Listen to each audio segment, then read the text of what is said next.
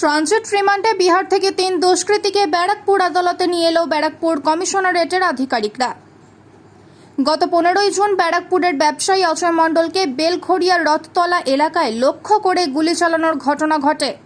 Police তদন্ত করে জানতে পারে গোটা ঘটনার পিছনে বিহারের বেশ কিছু দুষ্কৃতীর যোগ রয়েছে।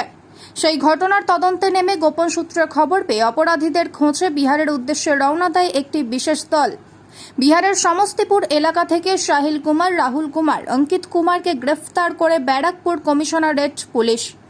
তাদের বিরুদ্ধে 384, 386, 307, 120B, 34 IPC, 25/27 আর্মস অ্যাক্টে মামলা রুজু করেছে পুলিশ। আজ তাদের ট্রানজিট রিমান্ডে এনে ব্যারাকপুর আদালতে পেশ করল কমিশনারেটের গোয়েন্দা বিভাগ। তাদের 5 দিনের পুলিশ হেফাজতে চেয়ে ব্যারাকপুর মহকুমা আদালতে পেশ করা হয়েছে।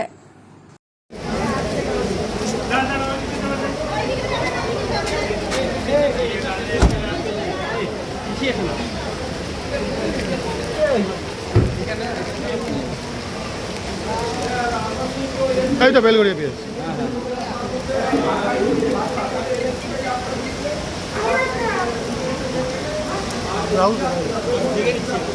আরে সামনে যাও না, এখানে সবাই পেয়ে যাবে। ছাতা বন্ধ কর না। আরে এখানে তো আনবে। আরে ছাতা বন্ধ। ওইগুলো থেকে ধরবে। হ্যাঁ,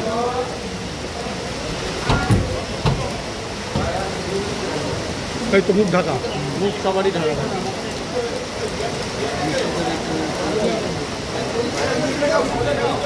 এই গুলি চালিয়েছ, গুলি চালিয়েছ, গুলি গুলি গুলি।